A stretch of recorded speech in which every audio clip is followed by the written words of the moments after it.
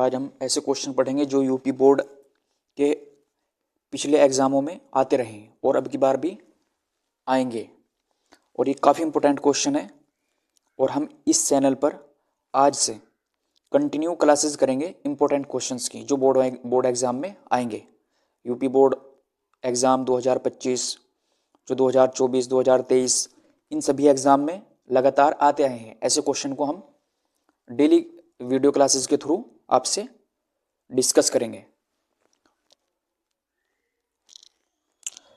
Class 12th maths का आज question करेंगे हम। एक काफ़ी इम्पोर्टेंट क्वेश्चन है और ये क्वेश्चन हमेशा ही 8 नंबर में आता है और इस क्वेश्चन को हम शॉर्ट ट्रिक भी यूज़ करेंगे इसमें और कंसेप्ट भी बहुत ही आसान तरीके से, सरल तरीके से सीखेंगे। बिल्कुल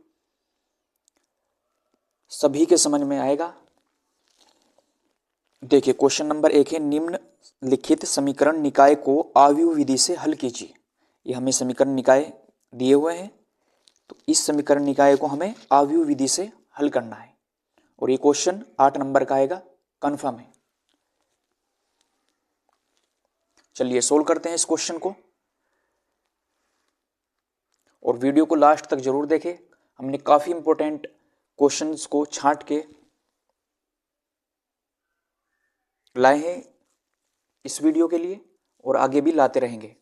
ऐसे ही काफ़ी इंपॉर्टेंट क्वेश्चन रहेंगे, इजी तरीके से बिल्कुल जीरो लेवल से हम समझाएंगे और टिप्स और ट्रिक्स के साथ हर एक क्वेश्चन को हम सोल्व करेंगे जिससे समझने में भी आसानी होगी और आप जल्दी ही इस क्वेश्चन को सोल्व भी कर पाएंगे। चलिए स्टार्ट करते हैं आज का क्वेश्चन। तो सबसे पहले हम जब इस टाइप का क्वेश्चन होगा तो सबसे पहले हम लिखेंगे ये question ax is equal to b की फॉर्म में हम लिख सकते हैं। ओके, देखिए अब यहां पे हम लिखेंगे a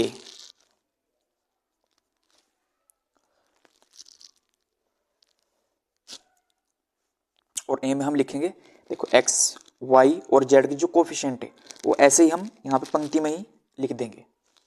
देखिए 3 - 2 और यहाँ पे z का कोफिशिएंट है 3। देखिए 3 - 2 और 3 यहाँ तक लिख दिया हमने। उसके बाद हम सेकंड जो पंक्ति है वो लिखेंगे 2 1 -1। फिर तीसरी पंक्ति है 4 - 3 2 और ऐसे क्लोज कर देंगे। उसके बाद हम लिखेंगे यहां पे x।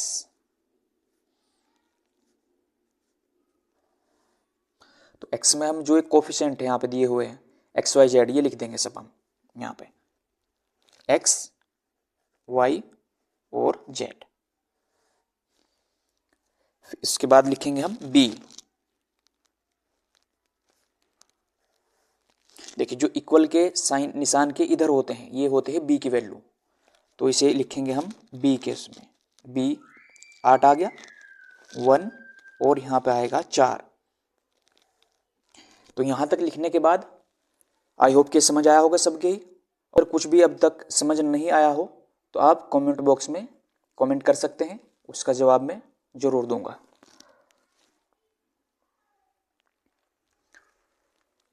ओके, आगे समझते हैं। अब सबसे पहले हम यहाँ पे ये लिखने के बाद जो ये सारणिक ए है यहाँ पे इसका हम डिटरमाइन फाइंड करेंगे। ठीक है, यानी कि सारणिक फाइंड करेंगे। तो ऐसे हम डिनोट करते हैं, देखिए कैसे होगी। तो हम सबसे पहले लेंगे ये 3 लिख दिया, ब्रैकेट लगाएंगे तो अब 3 के सामने को छोड़ देंगे और 3 की जो नीचे है इसे भी हम छोड़ देंगे।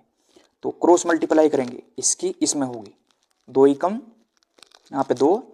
देखिए माइनस और माइनस प्लस हो जाता है और माइनस साइन इसका ऑलरेडी आता है, तो 3 ही कम 3 आ गया। ओके, तो माइनस साइन लेंगे। अब लेंगे हम माइनस का 2 यहाँ पे। तो देखिए माइनस और एक ये माइनस था तो माइनस और माइनस हो गया प्लस, तो अब 2 लिखेंगे हम यहाँ पे। फिर ब्रैकेट लेंगे, देखिए 2 के इधर भी और इधर भी, ये सब छोड़ देंगे और 2 के नीचे का भी ये भी छोड़ देंगे। अब इसकी मल्टीप्लाई इसमें होगी, 2 की 2 में, तो हो गई अब 4। ठीक है, फिर 4 की मल्टीप्लाई होगी -1 में, तो माइनस तो इसका ऑलरेडी निशान आता ही है, तो 4 एकम 4 यानी कि -4, तो ये प्लस हो जाएगा, तो ये हो गया 4 यहाँ तक। उसके बाद प्लस का साइन आएगा, लिखा हमने, फिर 3। ओके, 3 के नीचे का छोड़ देंगे, 3 के जो सामने वो छोड़ देंगे। अब इन दोनों क्रॉस मल्टीप्लाई होगी, 3 दूनी 6 और माइनस का 6 होगा, फिर माइनस निशान लेंगे, 4 एकम 4, यहां तक आ गए।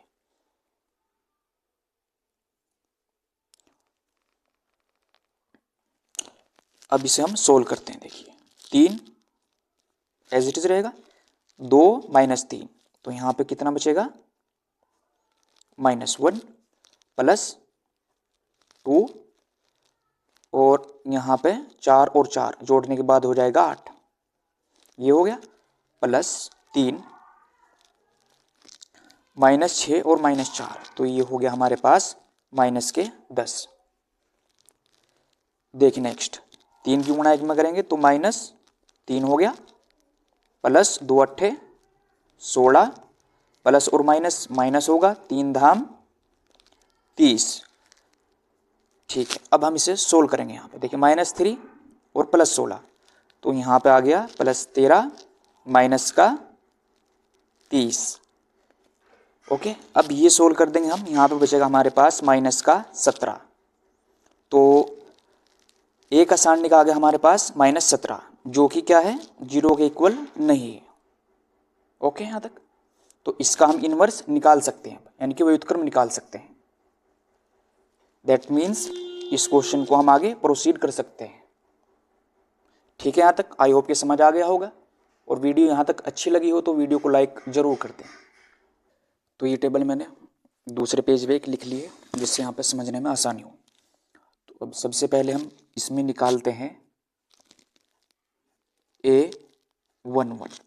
देखिए डायरेक्ट निकाल देंगे हम इसका, ये तो A11 का मतलब होता है, जो ये होगा इसका मतलब होता है पंक्ति, और इसका मतलब होगा स्तंभ। दैट मीन्स इसका मतलब होगा कि पहली पंक्ति और पहला स्तंभ, तो पहली पंक्ति ये होगी और पहला स्तंभ ये होगा, ये मतलब होगा इसका। और दूसरी ट्रिक है इसकी, देखिए अगर इन दोनों का जोड़ सम संख्या हो जाए तो निशान हम प्लस का लिखेंगे फिर यहाँ पे। ओके, फिर एक ब्रैकेट ऐसे लगा लेंगे। अब यूज़ करेंगे हम इसका, पहली पंक्ति और पहला स्तंभ छोड़ना है। ठीक है, तो पहली पंक्ति और पहला स्तंभ ये छोड़ना है, ये छोड़ने के बाद अब इन दोनों की क्रॉस मल्टीप्लाई, इसकी मल्टीप्लाई यहाँ पे करेंगे हम। देखिए 2 माइनस और 3 की यहाँ पे होगी, 3 एकम 3 और माइनस में माइनस हो गया प्लस, तो यहाँ पे आ गया अब 3।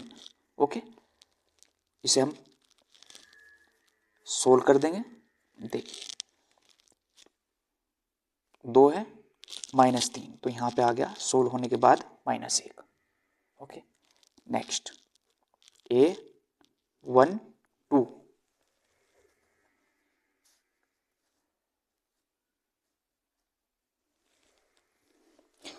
यहाँ पे आ गया A1 और 2, इक्वल का निशान लिखेंगे। ओके, तो 1 और 2 जोड़ने के बाद विषम संख्या हो गया, तो अब निशान लिखेंगे माइनस, फिर ब्रैकेट ऐसे लिखेंगे जैसे पहले था। इसका मतलब होगा कि पहली पंक्ति और दूसरा स्तंभ छोड़ना है। अब पहली पंक्ति और दूसरा स्तंभ छोड़ना है, तो 2 की गुणा यहाँ पे होगी, 2 दूनी 4। ठीक है, माइनस निशान, और 4 की गुणा होगी -1 में, तो 4 एकम 4, माइनस का 4 हो गया, और माइनस माइनस हो गया प्लस, तो यहाँ पे आ गया ये 4। इसे भी हम सोल्व कर देंगे, तो यहाँ पे आ जाएगा हमारे पास माइनस का 8। ठीक है, उसके बाद A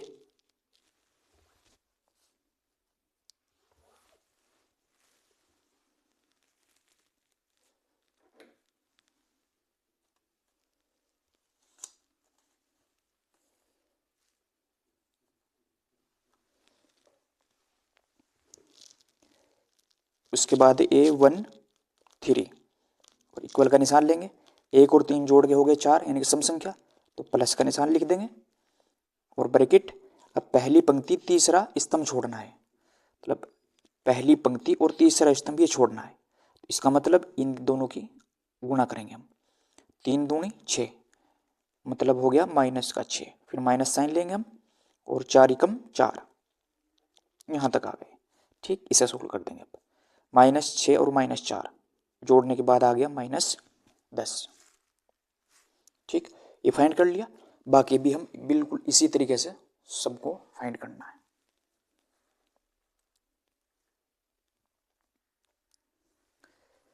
इसके बाद आ जाएंगे हम इसके बाद हम लिखेंगे A21। वही ट्रिक है बिल्कुल, 2 और 1 3 जोड़ने के बाद 3 हो गया, तो ये हो गया विषम, तो निशान लिखेंगे माइनस का, ब्रैकेट लिख देंगे। इसका मतलब हो गया अब दूसरी पंक्ति और पहला स्तंभ छोड़ना है, मतलब दूसरी पंक्ति और पहला स्तंभ ये छोड़ना है। दूसरी पंक्ति छोड़नी है, पहला स्तंभ। ठीक है, तो इसकी गुणा यहाँ पे होगी, 2 दूनी 4 इनके -4 हो गया, फिर माइनस निशान और 3 की गुणा होगी वहाँ पे माइनस का 9, माइनस और माइनस प्लस हो गया और यहाँ पे आएगा फिर 9। सोल्व कर देंगे इसे भी हम। देखो माइनस साइन तो पहले ही बार है और -4 + 9 कितने हो गए, प्लस के 5 और माइनस साइन तो पहले ही था, तो यहाँ पे लिखेंगे हम -5। ठीक, नेक्स्ट A22। अच्छा 2 और 2 4 हो गया यानी कि सम संख्या, तो प्लस निशान लिख लेंगे। ठीक, ब्रैकेट। इसका मतलब है कि दूसरी पंक्ति और दूसरा स्तंभ छोड़ना है, दूसरी पंक्ति और दूसरा स्तंभ छोड़ना है, तो किस किस की गुणा होगी, इसकी यहाँ पे और इसकी यहाँ पे।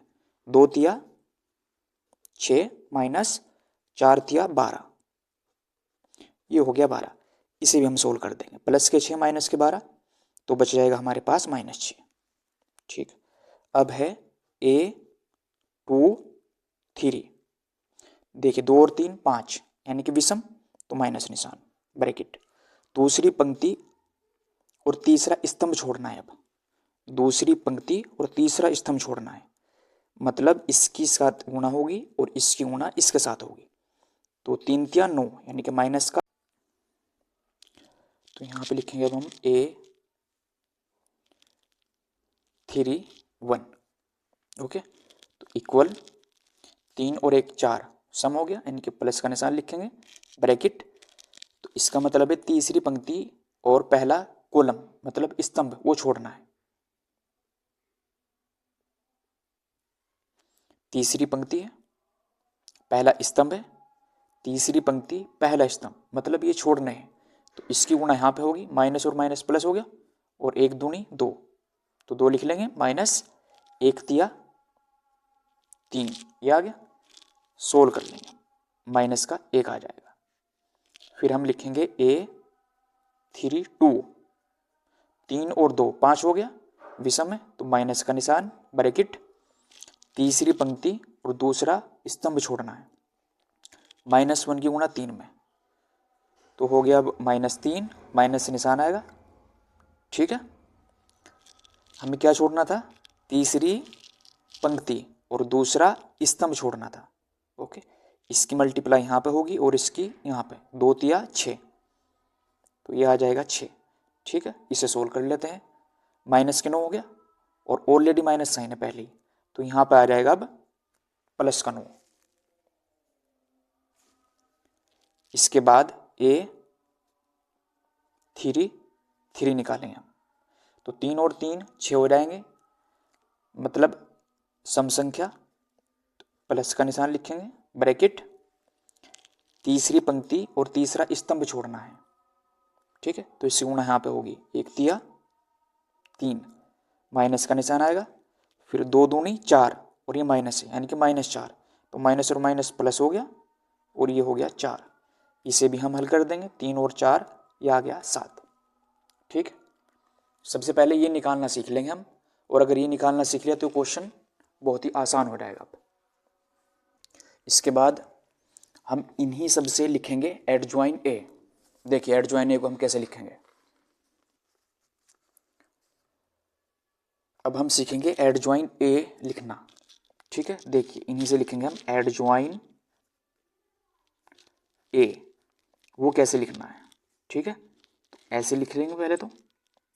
Adjoin A is equal to, देखिए इन सब से हम लिखेंगे एडजॉइन ए। शॉर्ट ट्रिक है ये भी, इसे भी हम याद रखेंगे। देखिए A11 -1 है, A12 -8, A13 -10। जैसे हमने इसे फाइंड करे हैं, रो में फाइंड कर लिए, तो इन्हीं सब को A11, A12, A13 को रो में लिखे हुए हैं, तो इन सब को हम इसमें जब ये लिखेंगे हम सारणिक, तो इसमें हमें इन्हें स्तंभ बना देना है। मीन्स ये पंक्ति में लिखे हुए हैं यहाँ पे सब। देखिए 1 1 1 2 1 3, तो इन सब को हम लेंगे और यहाँ पे स्तंभ बना देंगे इन्हीं का। देखिए कैसे, A11 -1 आया हमारे पास,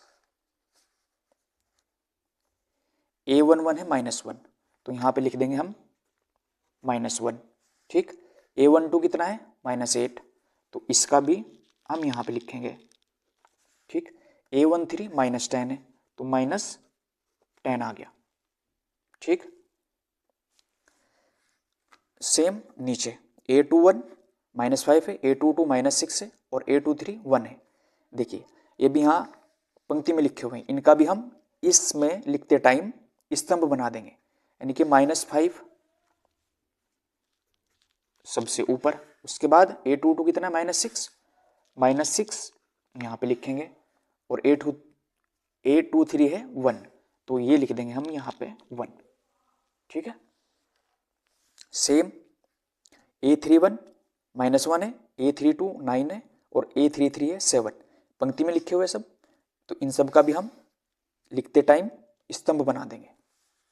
देखिए -1, A32 है 9, तो यहाँ पे आ गया 9, और A33 7 है, तो यहाँ पे लिखेंगे हम फिर 7। ठीक है, बस एडजॉइन ए लिखने का बिल्कुल सिंपल तरीका है। ठीक है, ऐसे हम एडजॉइन ए लिख लेंगे। आई होप कि समझ आ गया होगा ये भी। एडजॉइन ए ये आ जाएगा, इसके बाद हम लिखेंगे ए इनवर्स। देखिए ए इनवर्स लिखने का फॉर्मूला है, A inverse is equal to adjoint A बटे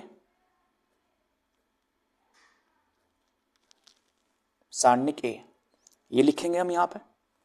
ठीक है, उसके बाद यहाँ पे आ जाएंगे A inverse is equal to, देखिए सबसे पहले हम लिख लेंगे अब इसमें एडजॉइन ए, जो भी हमारा एडजॉइन ए आया है, -1 है, -5 -1 -8 -6 9 -10 है, 1 है और 7। ठीक है, यहाँ तक।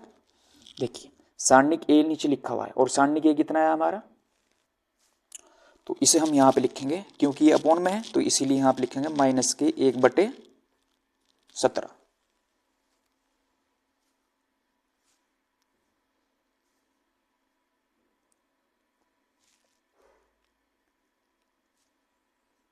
ठीक है, और अब हम यहाँ पे लिखते हैं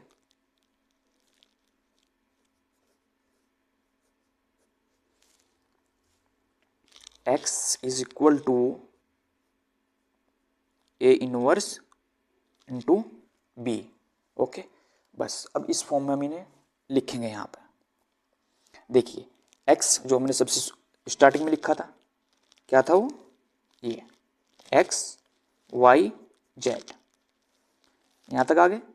फिर ए इनवर्स जो निकाल के अभी ये वैल्यू आई है हमारे पास, ये लिख देंगे यहाँ पे एज इट इज, -1/17।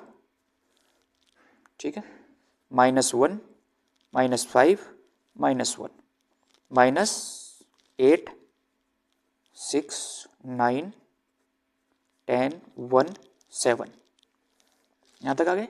फिर है b, जो b की वैल्यू हमने पीछे मानी थी। देखिए x इज इक्वल टू ये मानना था मैंने, और b इज इक्वल टू 814 है, ये वहां पे रखने हैं हमें।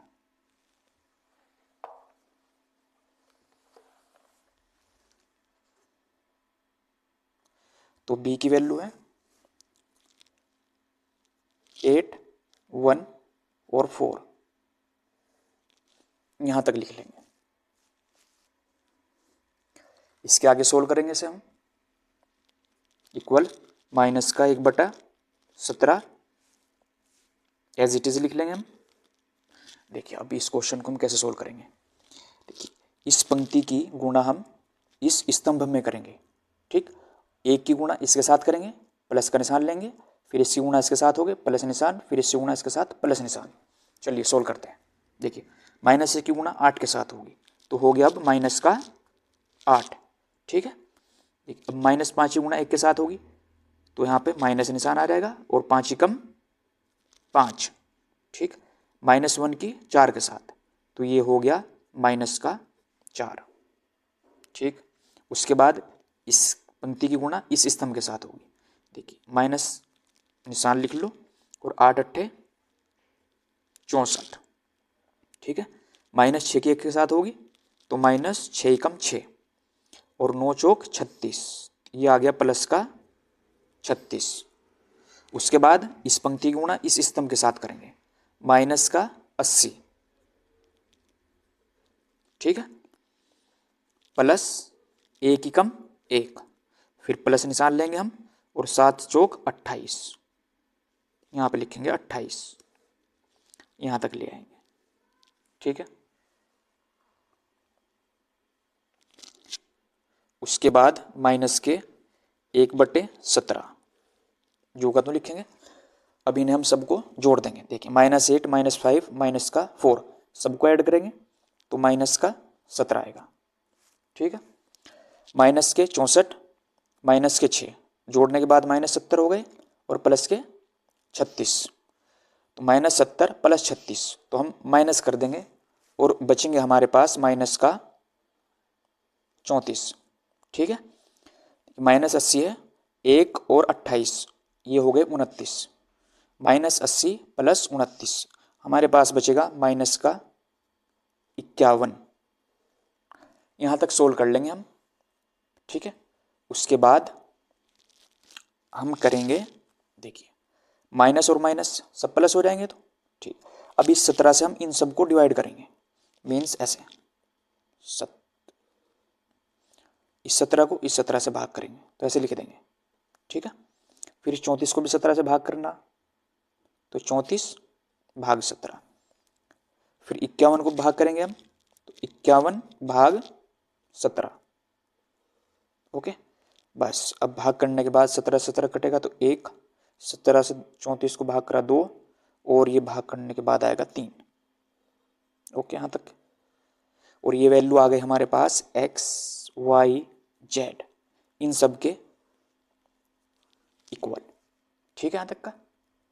अब यहाँ पे हम लिखेंगे इसमें आगे x की वैल्यू कितनी है 1 और y की वैल्यू 2 और z की वैल्यू है 3, ठीक है यहाँ तक का। तो अब हम यहाँ पे लिख देंगे इसमें कि x बराबर कितना है 1 और y बराबर 2 और z बराबर है 3, बस यही इसके आंसर होंगे।